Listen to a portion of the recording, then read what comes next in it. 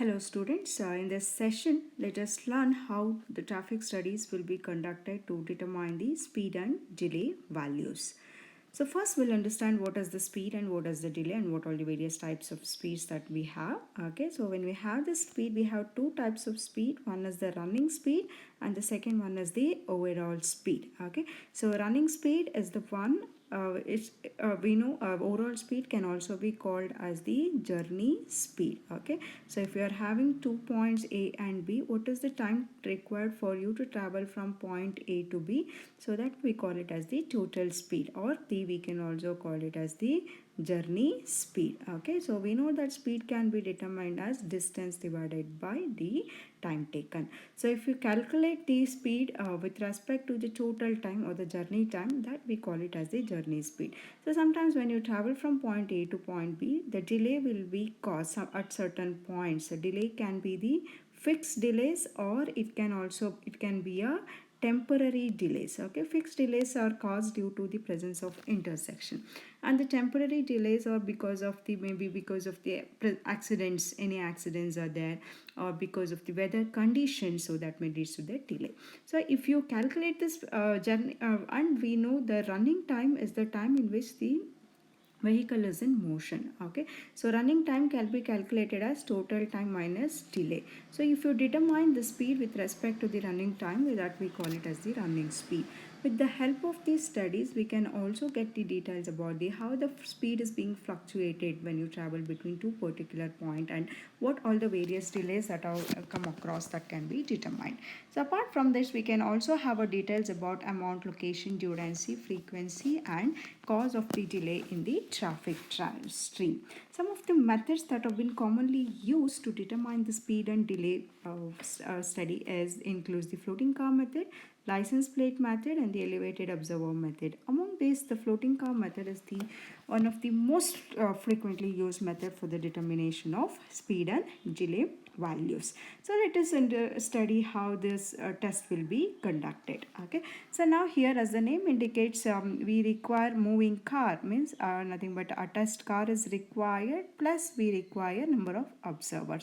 So usually two test cars are required. Why the two test car? So when you want to determine the what is the time between the 2 point A and B. Okay, so here we will take it an average of what is the time required for you to reach from A to B, so that we call it as the with this stream. And also we will calculate what is the time required for you to reach from point B to A, that is the against the stream. So two test cars is required, so that both the cars will run in the two different direction, one in A to B direction and the second one is B to A direction. And we require three observers. And what do these three observers will do? Okay, so first observer, he will count the vehicles that are coming in the opposite direction. Okay, so for example, I am traveling in the direction A to B. So when you travel in the A to B direction, so number of vehicles that are in the opposite direction, traveling in the opposite direction, that has to be counted. Okay, so this observation will be done with the first observer. And the second observer, what he has to do is, so in the route we will have some predetermined point. So predetermined points may be the major buildings or the important bus stops near in the route. Okay, so here second observer, he will have the two clocks with him. Okay, so in the first clock he has to note down time of arrival at various predetermined point, and also at the destination point he has to note down the continuous reading about the time of arrival at the various point has to be noted out. Along with that, if there are any junctions in between, okay, so in the junction, usually if the signals are there, the vehicles are expected to stop. So in such junction, what is the duration at which the vehicle has stopped? Okay, that has to be noted down at various intersections point. So cumulative of all these delay will gives you the what is the total delay that is encountered for you during the journey. Okay, the first observer, he'll count the number of vehicles that are in the opposite direction. The second observer, he will have records of two times. One is the continuous time at the time of arrival at the various point. Second, the delays that has encountered to him at the various point. And what the third observer will do. So third observer, he will keep the record on the number of overtaking vehicles and number of vehicles overtaken by the test vehicle. So the test vehicle sometimes overtake the slow moving vehicles. Okay, how many such vehicle your test vehicles has overtaken, that value has to be noted down. Along with that, there are some other fast moving vehicles which will overtake your test vehicles. Okay, that has to be noted down. Okay, third observer, note down the number of vehicles overtaken by the test vehicle and number of vehicles overtaking the test vehicle. If in case if you are having only two observer, you have to instruct the driver to overtake as many vehicles as to overtake him, and so no, as such no records will be required related to that. And how many trials we have to do to have an accurate estimate data, it is desirable to have 12 to 16 runs in each direction along the route made and the results will be more accurate to estimate the details about the speed and flow. So now with having all these details, what are the details we are having in our hand now? We have the details upon the opposite vehicles that are in the opposite direction. We have the details upon the total time and also the details on delay, and also details about the number of vehicles overtaking and number of vehicles overtaken. So now with the help of this, we have to determine, the first thing is our intention is determine the speed, and along with the speed we will determine the flow values also. So now how the calculations will be done. So to determine the speed and delay values, we have to consider, so we know that length of the road section, let us take that as the L.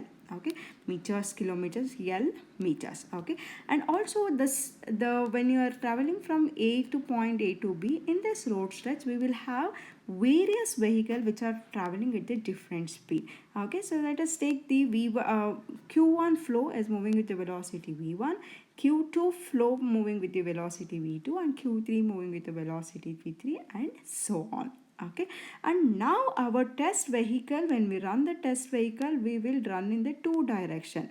The first is along the stream and the second is against the stream. So let us consider, let VA be the velocity of the vehicle when the test is conducted with the stream, and let us take the VA is the velocity against the stream. So now with these two velocity, the average flow can be calculated as, the average flow value can be calculated as Q is equal to X plus Y divided by TA by TW. So what is this X?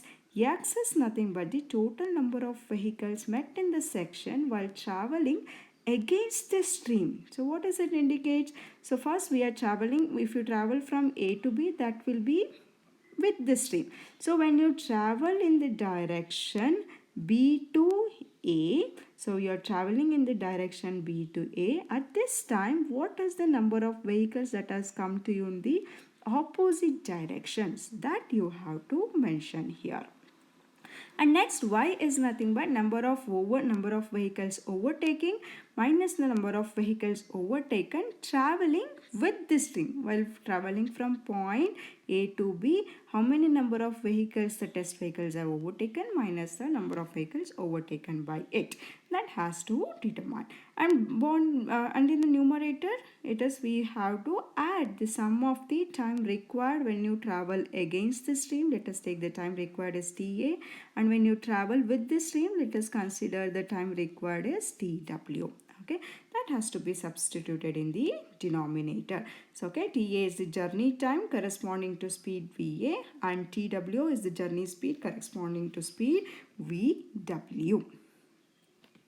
So now once the flow is calculated, with the help of the flow value, you can calculate mean journey time of the vehicle as T bar is equal to TW divided by Y by A. So this is a mean journey time with the stream we are calculating with the stream. So that will be TW, time required with the stream, divided by Y by Q. Y is again the same, overtaking minus overtaken vehicle divided by flow we have calculated in the previous step. Okay, so the mean journey time calculated as length divided by the time required.